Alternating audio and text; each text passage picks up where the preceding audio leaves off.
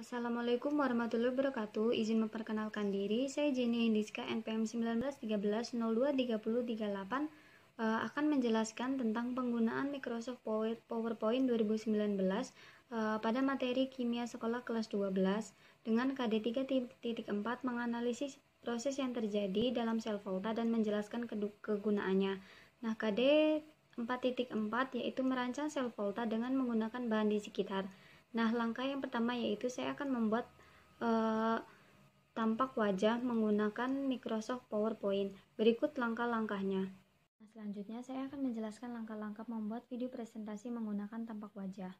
Nah, langkah yang pertama yaitu kita membuka PPT, kemudian kita pilih menu slideshow pada layar. Nah, kemudian kita pilih record slideshow. Nah, kemudian kita record from beginning, kemudian akan muncul seperti di layar. Nah, kemudian kita klik record, kemudian kita tunggu. Nah, setelah itu kemudian kita jelaskan materi dari awal slide hingga terakhir slide tersebut. Nah, kemudian untuk menyimpan slide tersebut secara otomatis, maka kita hanya perlu mengklik tanda panah yang ada di atas layar. Kita klik. Nah, kemudian rekordan tersebut sudah tersimpan. Nah, selanjutnya yaitu transisi morph. Nah, kita klik slide yang akan dipilih, kemudian kita klik transisi, kemudian kita pilih morph.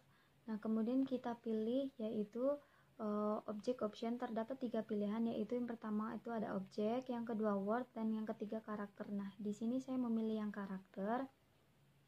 Nah, kemudian tampilannya akan seperti pada yang tertera di layar. Nah, kemudian untuk mengecek apakah sudah benar, kemudian kita klik preview.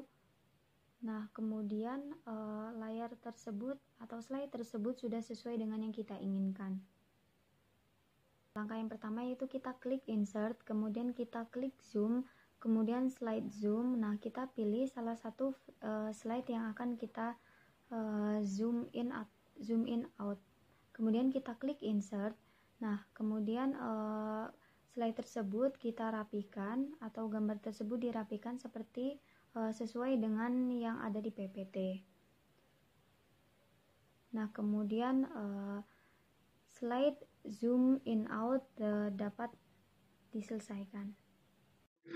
Sebelumnya, Assalamualaikum warahmatullahi wabarakatuh. Saya Jenny Indiska, NPM 1913023038 akan menjelaskan materi kimia sekolah kelas 12 dengan KD 3.4 yaitu menganalisis proses yang terjadi dalam sel volta dan menjelaskan kegunaannya. Nah, KD 4.4 yaitu merancang sel volta dengan menggunakan bahan di sekitar. Nah, sel volta adalah sel elektrokimia yang menghasilkan energi listrik sebagai hasil reaksi kimia atau redoks yang berlangsung secara spontan. Nah, di dalam sel volta itu terdapat anoda. Nah, anoda adalah elektroda tempat terjadinya oksidasi, sedangkan katoda adalah elektroda tempat terjadinya reduksi. Nah, sel volta memiliki elektroda logam yang dicelupkan ke dalam larutan garam. Nah, ciri-cirinya yaitu terjadi reaksi redoks, yaitu reduksi pada katoda dan oksidasi pada anoda. Terjadi perubahan energi kimia menjadi energi listrik. Terjadi reaksi redoks spontan yang menghasilkan energi listrik. Nah, selanjutnya yaitu seperti pada gambar yang terlihat. Jadi di sebelah kiri ada di layar tersebut terdapat 2 tabung yang berisi. Di sebelah kiri itu ada tabung dengan larutan ZnSO4, sedangkan di sebelah kanan yaitu larutan berisi CuSO4. Nah, masing-masing tabung tersebut yaitu pada tabung sebelah kiri dimasukkan Zn batangan, yaitu anoda atau yang bermata negatif. Nah, sedangkan yang di sebelah kanan yaitu Cu batangan tersebut dimasukkan pada larutan CuSO4. Nah, setelah kedua tabung tersebut dihubungkan dengan jembatan garam, kemudian dihubungkan juga pada voltmeter dan pada kawat penghantar. Nah, seperti yang terlihat yaitu setelah dimasukkan masing-masing Zn batangan dan Cu batangan tersebut, ternyata elektron-elektron itu mengalir dari Zn batangan ke Cu batangan, sehingga katoda lama-lama tebal karena terdapat banyak endapan.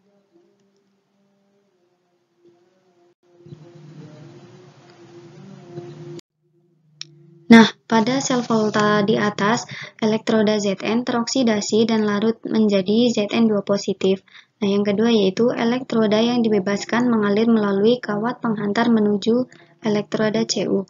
Nah, pada elektroda Cu, elektron-elektron diikat oleh ion Cu2 positif dan mengendap sebagai Cu solid dan melekat pada batang Cu. Nah, akibatnya pada anoda ion Zn2 positif lebih besar daripada ion SO42 negatif, yaitu bermuatan positif. Nah, pada katoda ion SO42 negatif lebih besar daripada ion Cu2 positif, yaitu bermuatan negatif. Nah, karena bermuatan positif pada ruang anoda, maka akan menghambat pelarutan logam Zn selanjutnya. Nah, sebaliknya di ruang katoda bermuatan negatif akan menghambat pengendapan ion Cu2 positif atau aliran elektron akan berhenti. Nah,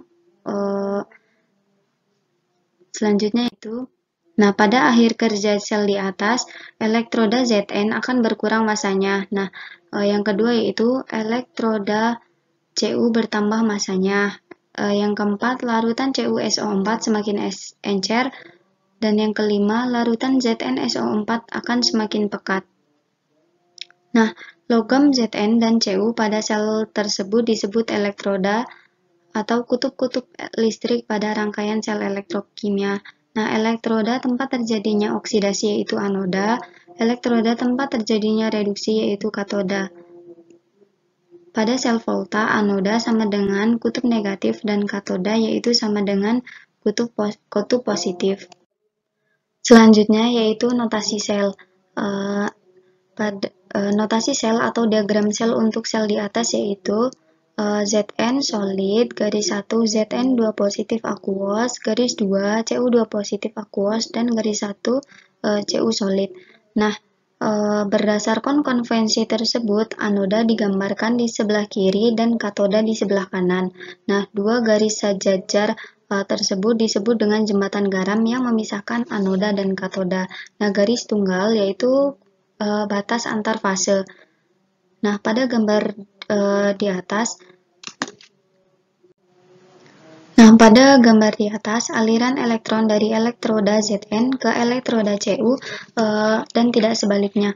Artinya, Zn lebih mudah teroksidasi daripada Cu. Sebaliknya, ion Cu2 positif lebih mudah tereduksi. Nah, perbedaan kecenderungan teroksidasi menghasilkan perbedaan rapatan muatan antara elektroda Zn dan Cu, yang pada akhirnya menyebabkan beda potensial listrik antara Zn dan Cu.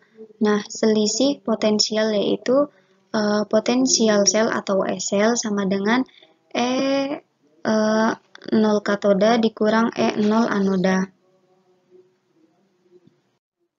Nah, selanjutnya yaitu deret volta. Nah, deret volta adalah susunan unsur-unsur logam berdasarkan harga potensial elektroda standar. Seperti yang dapat dilihat pada deret volta tersebut yang tersedia pada slide. Dari deret volta tersebut, logam H adalah yang menjadi standarnya. Nah, selanjutnya yaitu kecenderungan deret volta. Nah, bagaimana sih kecenderungan deret volta dari kiri ke kanan? Jadi, kecenderungan deret volta, harga PRS-nya semakin besar dari kiri ke kanan, sehingga daya pengoksidasinya juga semakin meningkat dan semakin mudah mengalami reduksi. Nah, selanjutnya yaitu yang kedua. Nah, bagaimana sih kecenderungan deret volta dari kanan ke kiri? Nah, kecenderungan deret volta dari kanan ke kiri yaitu harga PRS-nya semakin kecil, sehingga daya pereduksi meningkat dan mudah mengalami oksidasi.